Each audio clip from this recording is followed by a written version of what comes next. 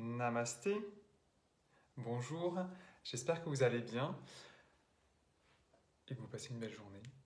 Je m'appelle Luc Badjo, je suis conseiller thérapeute en Ayurveda et je vous accompagne dans votre santé et dans votre bien-être à Auch et en ligne. Je suis très heureux de vous retrouver aujourd'hui pour parler avec vous de l'hiver, la saison du dosha Kapha ou du dosha Kapha. Ça dépend si vous prononcez à la mode occidentale ou plutôt la mode sanskrit. Les deux sont très bien. Et donc, cette première vidéo, pour comprendre l'hiver, voilà, bien comprendre les enjeux, qu'est-ce qui se passe autour de nous, pour comprendre qu'est-ce qui se passe en nous, et après pouvoir intervenir. Intervenir via notre hygiène de vie, de manière globale, donc le yoga, le pranayama, les rituels du matin de la dinacharya, voilà, tout ce que je peux mettre en place, les sports, les activités, pour que l'hiver se passe au mieux. Donc ça sera l'objet d'une deuxième vidéo.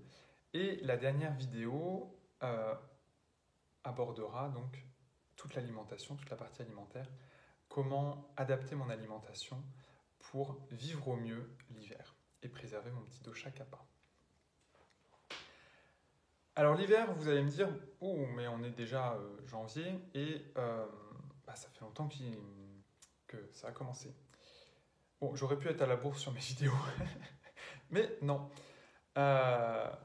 En Ayurveda, donc chaque saison est régie par un dosha, correspond à un dosha plutôt. Et l'hiver, vraiment à proprement parler, on va parler de la deuxième partie de l'hiver. Donc mi-janvier jusqu'au 15 avril. Donc on inclut également le printemps, on va dire, pour prendre en compte le dosha Kapha. Alors pourquoi Kapha ? Tout simplement, quand on regarde autour de nous, qu'est-ce qui se passe en hiver ? Eh bien, on voit que c'est une saison quand même d'amplification. C'est une saison qui est profonde, qui est lourde. On a les températures qui baissent. On a la sécheresse de l'automne qui s'en va et qui fait place à l'humidité vraiment de l'hiver, voire même l'humidité du printemps qui arrive, qui commence un petit peu à arriver. On a également moins de vent, on a moins de mouvement. Donc tout ça fait que on passe de l'automne et du début de l'hiver, qui est régi plutôt par Vata, à la deuxième partie de l'hiver, le printemps, qui lui va concerner le dosha Kapha. Comment est-ce qu'on sait ça ? Tout simplement à partir des gunas. Les gunas, c'est 20 adjectifs, 20 qualités que l'on utilise pour décrire tout ce qui se passe dans le monde et donc également ce qui se passe à l'intérieur de nous. Je ne vais pas toutes les citer, on va s'intéresser juste à celle de l'hiver, ça sera quand même plus rapide. Donc, on va avoir du froid autour de nous, on va avoir de l'humide, on va avoir du lourd et on va avoir du statique. Ça, c'est les caractéristiques de l'hiver. Et c'est également les caractéristiques du dosha Kapha. Donc, c'est ce qu'on appelle les gunas. Les gunas suivent une règle très simple. Le même augmente le même et l'opposé le diminue. Donc, c'est-à-dire, j'ai du froid, ça va augmenter le froid en moi. J'ai de l'humidité, ça va augmenter l'humidité, le lourd, etc., etc. Donc, à partir de là, on comprend qu'en fait, les gunas, les caractéristiques de l'hiver, correspondent aux caractéristiques de Kapha. Le même augmente le même, donc l'hiver augmente Kapha en moi, tout simplement. À côté de ça, le corps étant très bien fait, la nature étant bien faite, il y a une deuxième caractéristique de l'hiver, ce froid en fait va générer comme réaction une augmentation de l'agni. Agni, c'est le feu digestif au sens large, qui va atteindre son maximum, qui va atteindre son apogée pour réchauffer le corps. Donc on peut quand même compter sur lui, à condition qu'il fonctionne bien, bien entendu. Et généralement, un excès de Kapha et Agni, c'est pas... voilà. Bon, ça va pas trop ensemble, quoi. Le dosha Kapha, pour en dire juste quelques mots, On en a tous en nous, bien entendu, hein, comme on a tous du Pitta, comme on a tous du Vata. C'est peut-être pas votre dosha dominant, mais vous en avez quand même. C'est le dosha qui relie les choses entre elles. C'est le dosha qui maintient. Vraiment, littéralement, ça veut dire ça, kappa. Donc, c'est celui qui va fournir la matière à notre corps, qui va soutenir, qui va former les tissus. Les tissus, donc au sens large, hein, du sang jusqu'au tissu reproducteur, en passant par les muscles, la graisse, les os, etc. Donc on en a besoin. Également, d'un point de vue plus subtil, le dosha kapha soutient nos émotions. Et notamment, il va permettre de lier nos émotions positives entre elles. Les émotions positives comme l'amour, la compassion, la patience, le pardon, la modestie, etc. Tout ça, c'est kapha. Alors ça, c'est kapha quand il est équilibré et que tout va bien. Et ça, c'est plutôt cool quand même. C'est également le dosha qui nous amène l'immunité. Hein. Donc ça peut être utile en ce moment. Bon, par contre, quand il est en excès, c'est pas tout à fait la même musique, quoi. Et là, un dosha kapha qui est en excès, il amène un affaiblissement du feu digestif.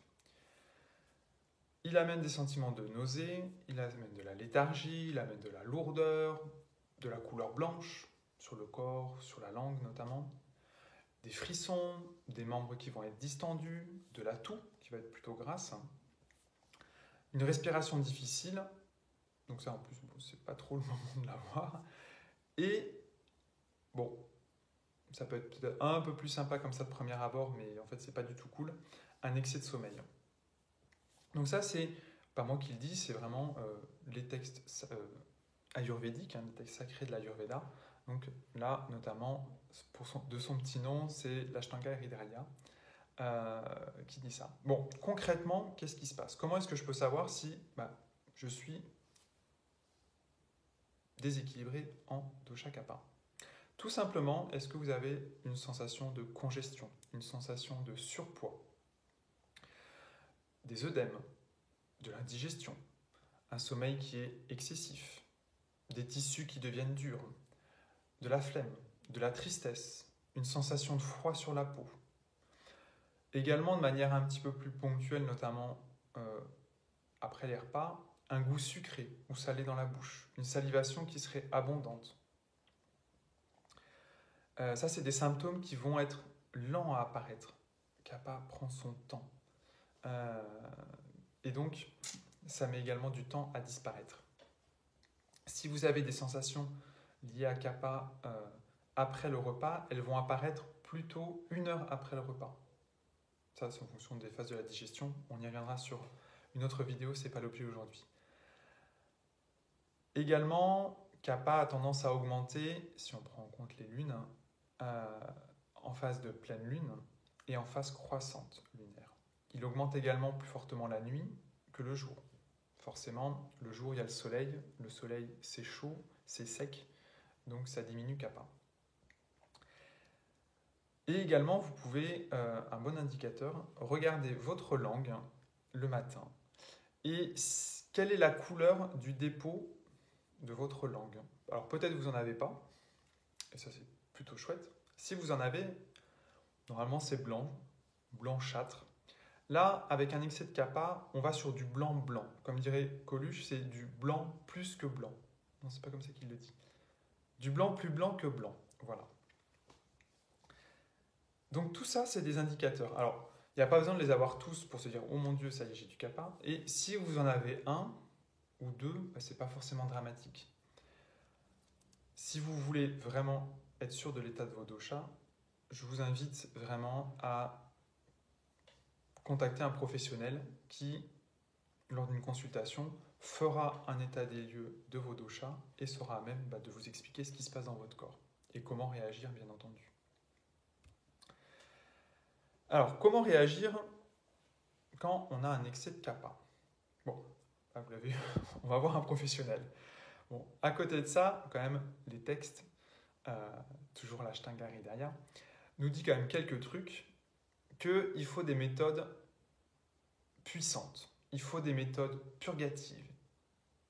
Il faut de la nourriture sèche, il faut de la nourriture en petite quantité, de la saveur âcre, de la saveur chaude, piquante, amère, astringente, un petit peu de vin vieux, avec modération. Du plaisir sexuel, de manière générale, toute activité physique. On limite le sommeil, donc on peut rester éveillé plus tard.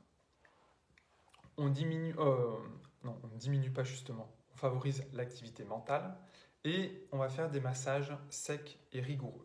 Ça, c'est vrai qu'en hiver, généralement, je masse plus énergétiquement parlant. Voilà, on y va, on rentre un petit peu, car pas vraiment c'est lourd, c'est la terre, c'est collant, quoi, c'est visqueux. Donc quand on en a, ça colle, quoi, ça colle dans les tissus, ça bouche, ça bouche les canaux. Voilà. Il faut y aller là. Bon. Il faut y aller bien entendu avec bienveillance. Il ne faudrait pas aller déséquilibrer Vata, qui lui est dans sa période de soulagement. Il a bien été excité pendant l'automne. Là, avec l'humidité, il se calme un petit peu. Donc ça serait dommage d'aller le réveiller. Donc voilà, ça c'est ce que nous dit les textes. Concrètement, vraiment ce qu'il faut comprendre, en quelques mots, on va revenir aux gunas. Les gunas, c'est la base de l'Ayurveda. Une fois qu'on a compris ça, on a tout compris, quoi. Je dirais, on a compris la vie. On a certaines gunas qui vont augmenter kapha. Pour rééquilibrer, eh bien, on va aller chercher les gunas opposés. Donc, j'ai du froid, je vais amener du chaud. J'ai de l'humide, je vais amener du sec. J'ai du lourd, j'ai amené de la légèreté. J'ai du statique, j'ai amené du mobile. Et là, ça va me permettre de rééquilibrer kapha. On veillera également, de manière générale, à réduire l'excès d'eau. Généralement, il y a de l'eau qui vient. Avec toutes ces caractéristiques-là, c'est plutôt normal. Donc, on fait attention également à ça. Donc, ces principes-là, eh bien, on va les impliquer dans notre hygiène de vie quotidienne, tous les jours, dans toutes nos activités, et également et particulièrement dans l'alimentation, parce que le dosha kapha est très fortement lié à notre alimentation. Voilà, ça c'est les objets des 2 prochaines vidéos. Je vous remercie de votre attention, je vous remercie de votre écoute, votre présence. J'espère que ça vous a intéressé. Si c'est le cas, si vous avez aimé, n'hésitez pas à liker, n'hésitez pas à vous abonner et à le partager également, si vous pensez que ça peut intéresser du monde autour de vous. Je vous souhaite une très belle journée ou une très belle soirée et je vous dis à très bientôt. Namasté.